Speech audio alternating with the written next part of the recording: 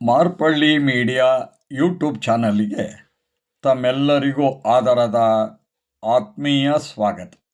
ಸ್ನೇಹಿತರೆ, ಇಂದು ನಾನು ತಲಕಾಡಿನ ಪಾತಾಳೇಶ್ವರ ದೇವಾಲಯದ ಬಗ್ಗೆ ಸಂಕ್ಷಿಪ್ತವಾದಂಥ ಮಾಹಿತಿಯನ್ನು ಸಲ್ಲಿಸ್ತಾ ಇದ್ದೇನೆ.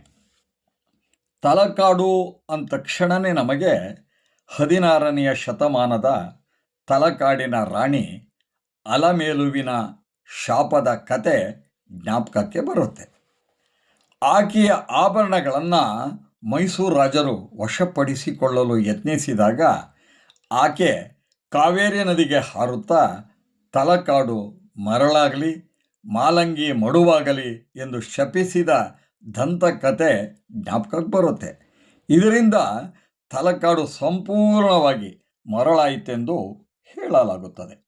ಆದರೆ ಈ ಬಗ್ಗೆ ಭೂವಿಜ್ಞಾನಿಗಳು ಹೇಳುವ ಮಾತೇ ಬೇರೆ.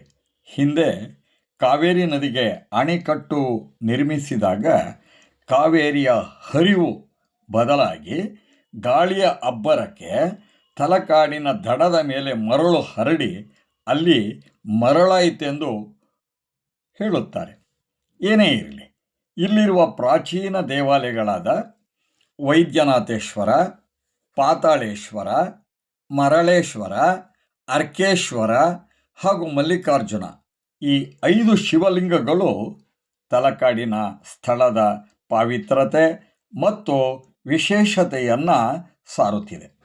ಇಲ್ಲಿ 12 ವರ್ಷಕ್ಕೊಮ್ಮೆ ನಡೆಯುವ ಪಂಚಲಿಂಗ ದರ್ಶನದಲ್ಲಿ ಲಕ್ಷಾಂತರ ಜನರು ಬೇರೆ ಬೇರೆ ಊರುಗಳಿಂದ, ತಾಲೂಕುಗಳಿಂದ, ಜಿಲ್ಲೆಗಳಿಂದ, ಹೊರ ರಾಜ್ಯಗಳಿಂದ ಬಂದು ಭಾಗವಹಿಸ್ತಾರೆ.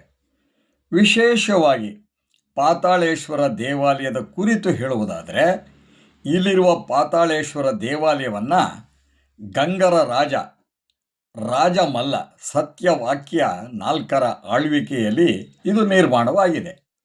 ಇಲ್ಲಿನ ವಿಶೇಷ ಅಂತಂದರೆ, ದಿನದ 3 ಹೊತ್ತಿನಲ್ಲಿ ಪಾತಾಳೇಶ್ವರ ಲಿಂಗವು ಬೆಳಗಿನ ಜಾವದಲ್ಲಿ ಕೆಂಪಾಗಿಯೂ, ಮಧ್ಯಾಹ್ನ ಕಪ್ಪು ಬಣ್ಣವಾಗಿಯೂ ಹಾಗೂ ರಾತ್ರಿಯ ವೇಳೆ ಬಿಳಿ ಬಣ್ಣದ ಲಿಂಗಕ್ಕೆ ತಿರುಗುವಂಥ ವಿಶೇಷತೆಯನ್ನು ಇದು ಪಡೆದಿದೆ. ಸ್ನೇಹಿತರೆ, ಪುರಾಣದ ಪ್ರಕಾರ ನಾಗಲೋಕದ ಚಕ್ರಾಧಿಪತ್ಯಕ್ಕಾಗಿ ಸ್ವತಃ ವಾಸುಕಿಯೇ ಈ ಶಿವಲಿಂಗವನ್ನು ಭಕ್ತಿಯಿಂದ ಪೂಜೆ ಮಾಡ್ದ ಅಂತ ಹೇಳಿ, ಅಲ್ಲದೆ ಹೀಗಾಗಿ ಈ ಶಿವಲಿಂಗವನ್ನು ವಾಸುಕೇಶ್ವರ ಲಿಂಗವೆಂದು ಕರೆಯಲಾಗಿದೆ. ಪಾತಾಳೇಶ್ವರ ಲಿಂಗ ಇದೆಯಲ್ಲ, ದೇವಾಲಯ ಅತ್ಯಂತ ಆಳವಾದ ಗುಂಡಿ ಅಂದರೆ ದೊಡ್ಡದಾದ ಹಳ್ಳದಲ್ಲಿರೋದರಿಂದ ಈ ದೇವಾಲಯಕ್ಕೆ ನಾವು ಪಾತಾಳೇಶ್ವರ ಶಿವಲಿಂಗ ಅಂತ ಹೇಳಿ ಹೆಸರು ಬಂದಿದೆ. ತಾವು ನೋಡ್ತಾ ಇದ್ದೀರಿ, ಆಳವಾದ ಗುಂಡಿಯಲ್ಲಿ ಇರುವಂಥದ್ದು. ಸ್ನೇಹಿತರೆ, ಪಾತಾಳೇಶ್ವರ ದೇವಾಲಯ ಇದೆಯಲ್ಲ, ಅತ್ಯಂತ ಸುಂದರವಾದಂತಹ ವಾಸ್ತುಶಿಲ್ಪಗಳಿಂದ, ಕೆತ್ತನೆಗಳಿಂದ ದೇವಾಲಯದ ಹೊರಗಡೆಯಾಗಲಿ ಒಳಗಡೆಯಾಗಲಿ ಉಬ್ಬು ಶಿಲ್ಪಗಳು ಅತ್ಯಂತ ಮನೋಮೋಹಕವಾಗಿ ಸುಂದರವಾಗಿದೆ. ಇದು ಪ್ರವಾಸಿಗರನ್ನು ಮತ್ತು ಆಸ್ತಿಕರನ್ನು ಆಕರ್ಷಿಸುತ್ತೆ ಮತ್ತು ಬೆರಗುಗೊಳಿಸುತ್ತೆ. ಈ ದೇವಾಲಯದಲ್ಲಿ ಗರ್ಭಗುಡಿ, ಅಂತರಾಳ ಮತ್ತು ನವರಂಗವನ್ನು ಇದು ಹೊಂದಿದೆ. ಆಳವಾದ ಹಳ್ಳದ ಜಾಗದಲ್ಲಿದ್ದರೂ ಎತ್ತರವಾದಂತಹ ದೇವಾಲಯಕ್ಕೆ ಅಡಿಪಾಯ ಇದೆ. ದೇವಾಲಯದಲ್ಲಿನ ಕಲ್ಲಿನ ಕಂಬಗಳು, ಮೇಲ್ಛಾವಣಿಯ ಕೆತ್ತನೆಗಳು ಶಿಲ್ಪಿಯ ಕಲಾಕೌಶಲ್ಯತೆಗೆ ಸಾಕ್ಷಿಯಾಗಿದೆ. ಅದರ ಚಿತ್ರವನ್ನು ಸಹ ನಾನು ನಿಮಗೆ ತೋರಿಸ್ತಾ ಇದ್ದೇನೆ. ಅಂದರೆ ಕಠಿಣವಾದ ಕಲ್ಲು, ಅಂದರೆ ಮೃದುವಾದ ಕಲ್ಲಲ್ಲ, ಅದನ್ನು ತಾವು ಇಲ್ಲಿ ನೋಡಬಹುದು. ತಲಕಾಡು ಅಂದ ತಕ್ಷಣ ಎಲ್ಲಿ ನೋಡೋದ್ರಲ್ಲಿ ಮರಳುಗಳ ರಾಶಿ. ನಾವು ಅಲ್ಲಿಗೆ ಹೋಗಬೇಕಾದ್ರೆ ಈ ಮರಳ ಮೇಲೆ ಹೋಗ್ತಾ ಇರೋದೆ.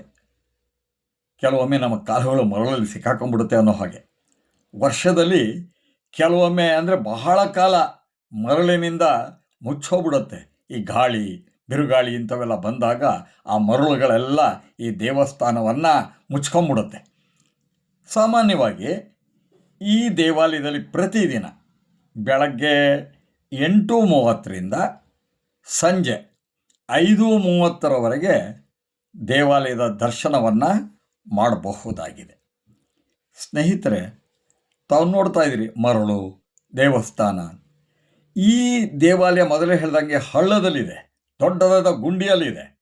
ಹಾಗಾಗಿ ಅದನ್ನು ಇಳಿದು ಹೋಗಬೇಕಾದ್ರೂ ಮೆಟ್ಲುಗಳಿದ್ದಾವೆ, 15-16 ಮೆಟ್ಲು. ಅದನ್ನೆಲ್ಲ ಇಳಿದುಬಿಟ್ಟು ಪಾತಾಳೇಶ್ವರ ದೇವರ ದರ್ಶನವನ್ನು ಮಾಡಬೇಕಾಗತ್ತೆ. ಈ ದೇವಾಲಯದ ಹೊರಗಡೆ ಒಳ್ಳೆ ಕಲ್ಲುಗಳನ್ನೆಲ್ಲ ಹಾಸಿದ್ದಾರೆ. ಗೋಡೆಯ ಮೇಲೆ ಕೆತ್ತನೆಗಳನ್ನು ತಾವು ನೋಡಬಹುದು. ಎಷ್ಟು ಚೆನ್ನಾಗಿದೆ ನೋಡಿ. ಯಾಕೆಂದರೆ ಇಲ್ಲಿ ಗಂಗರು ಮತ್ತು ಹೊಯ್ಸಳರು, ವಿಜಯನಗರ ಇವರೆಲ್ಲರೂ ಆಳಿರುವಂಥ ಜಾಗವೇ. ಹಾಗಾಗಿ ಅವರ ಶಿಲ್ಪಕಲೆಗಳ ಕೆಲಸಗಳು ಇಲ್ಲಿ ನಡೆದಿರಬಹುದು. ತಲಕಾಡು ದೇವಾಲಯ ಇದೆಯಲ್ಲ, ಮೈಸೂರಿನಿಂದ ಸುಮಾರು 50 ಕಿಲೋಮೀಟರ್ ದೂರದಲ್ಲಿದೆ. ಸ್ನೇಹಿತರೆ, ವಿಶೇಷವಾಗಿ ಶ್ರಾವಣ ಶುದ್ಧ ಪಂಚಮಿಯಂದು ಪಾತಾಳೇಶ್ವರ ಸ್ವಾಮಿಯ ಪೂಜೆ ಅತ್ಯಂತ ಶ್ರೇಷ್ಠ ದಿನ ಅಂತಂದಿದೆ. ಅಲ್ಲದೆ 12 ವರ್ಷಕ್ಕೊಮ್ಮೆ ನಡೆಯುವಂತಹ, ಇಲ್ಲಿ ಹೇಳಿದ್ನಲ್ಲ 5 ಲಿಂಗಗಳು, ಪಂಚಲಿಂಗ ದರ್ಶನದಲ್ಲಿ ಈ ಪಾತಾಳೇಶ್ವರ ದೇವಾಲಯವೂ ಸಹ ಪ್ರಮುಖ ಸ್ಥಾನವನ್ನು ಪಡೆದಿದೆ. ಸ್ನೇಹಿತರೆ, ನಾವು ತಲಕಾಡು ಅಂತ ಹೇಳಿ ಕರಿತೇವಲ್ಲ, ಇದಕ್ಕೆ ಪೌರಾಣಿಕದ ಕಥೆಯೂ ಇದೆ.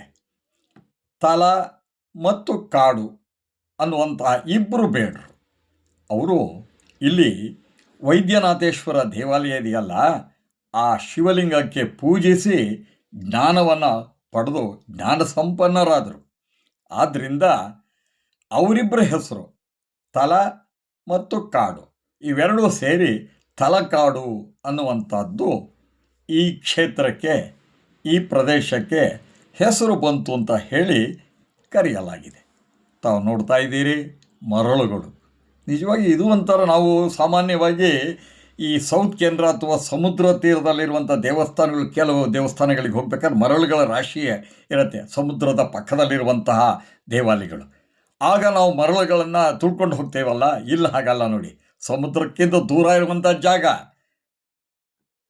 ಒಂದ ಕಾವೇರಿಯ ಅಣೆಕಟ್ಟಿನಿಂದಾಗಿ ಮರಳಾಯಿತೋ ಅಥವಾ ಅಲಮೇಲು ಇವಳ ಶಾಪದಿಂದ ಆಯಿತು, ಒಟ್ಟಾದರೆ ಇದು ಒಂಥರ ವಿಚಿತ್ರವಾದಂತಹ ಪ್ರಕೃತಿಯ ವಿಚಿತ್ರವಾದಂತಹ ಕ್ಷೇತ್ರ ಜಾಗ. ತಲಕಾಡು ಪುರಾಣ ಪ್ರಸಿದ್ಧ ಪಂಚಶಿವಲಿಂಗಗಳ ಸಾನ್ನಿಧ್ಯದಿಂದ ಹಾಗೂ ಕಾವೇರಿಯ ಬಯಲಿನಲ್ಲಿ ಹರಡಿದ ಮರಳಿನಿಂದ ಮತ್ತು 12 ವರ್ಷಕ್ಕೊಮ್ಮೆ ನಡೆಯುವ ಮಹೋತ್ಸವದಿಂದ ಇದು ಪ್ರಖ್ಯಾತಿಯನ್ನು ಪಡೆದಿದೆ.